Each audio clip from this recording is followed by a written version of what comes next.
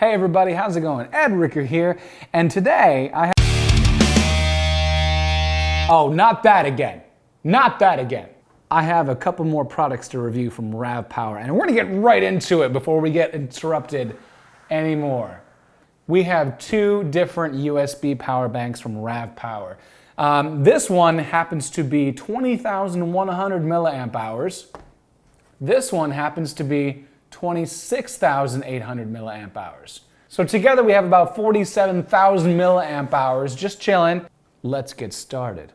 So let's open up the 26,800 milliamp hour unit right here. All right, so we have our 12 months extended warranty, we have our quick start guide, and here are the meat and potatoes. Thank you for choosing RAVPower.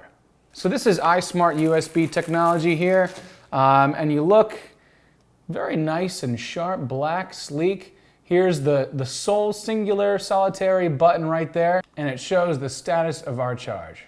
You look on the side, and that's where all the magic happens.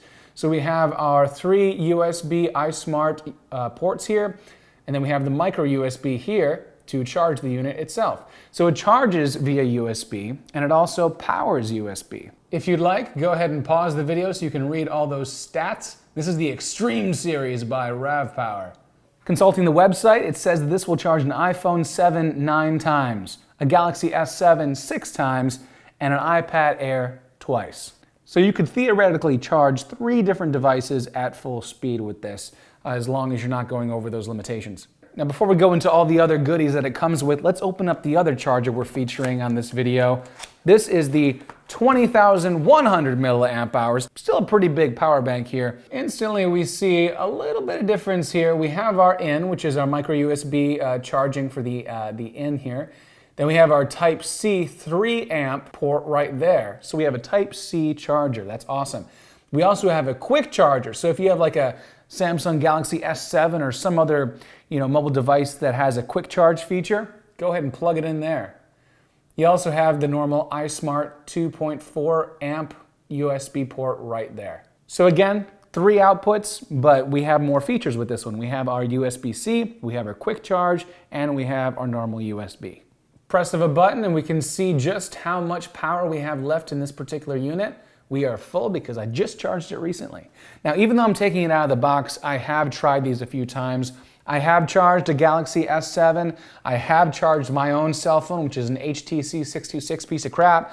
I've also charged somewhat my iPad mini, and it seems like the speed at which they charge is comparable to just plugging it into the wall. So that's awesome. The quick charge feature of the 20,100 milliamp version is also a nice added bonus, along with the Type-C charger. As USB Type-C becomes more prevalent, that's actually a really, really cool added bonus. Here are the specs of the 20,100 milliamp hour version. Go ahead and pause the screen if you need to.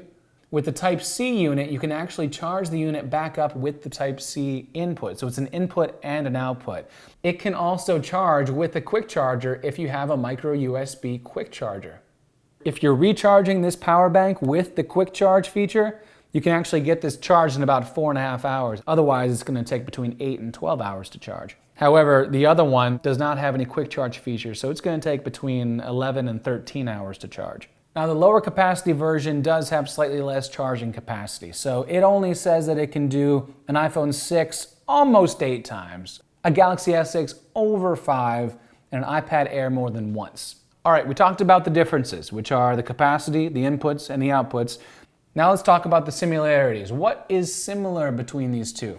Each one comes with 2 USB to micro USB cables.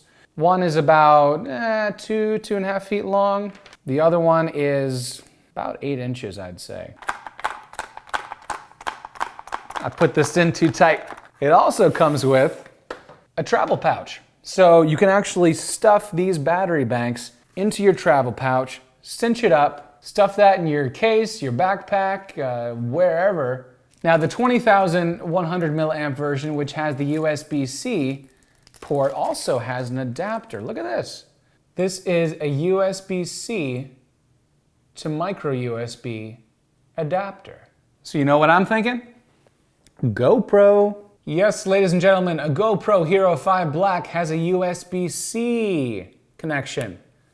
Then we'll take our micro USB cable, plug it right into the GoPro, plug that USB end into the charger, and we are charging. So all in all, I think these are really cool. Maybe I'm easily impressed, I don't know, but I do love battery power banks like this. And the fact that they can do so much and have so many different inputs and outputs, I'm just impressed, honestly. Good job, RAVPower. And they're available for about $50 US. However, check the video description and check the top pinned comment. You'll see that until July 31st, you can get these 20% off using my custom coupon. So check that out. Now, a lot of you people who watch my videos have subscribed because of my drone content. So you're probably interested as to whether it will charge a remote. Yes, it will. However, my last video about RAVPower, one of the commenters, actually a grizzly bear, told me something very interesting. It is not recommended to charge the remote controller with a mobile power bank. This may damage the coulometer. I'm not even sure if I'm saying that right. Coulometer. Battery level readings for the remote controller may become incorrect, and the battery consumption speed may become greater than the charging speed. Now, at first glance, that sounds like, okay, that's not good. We could damage our Mavic remote or our Spark remote. However, if you read that last bit of that statement, the battery consumption speed may become greater than the charging speed, which actually leads me to believe that they're talking about if you're charging the Mavic controller from the power bank while you're using the Mavic controller, in which case you're using up battery, you're consuming the battery, but you're also charging the battery, and that's producing conflicting information, and then your battery readout on the controller is going to become inaccurate. That's what it's talking about. So I actually think that yes, you can charge any sort of Mavic or Spark or Phantom remote with a battery power supply.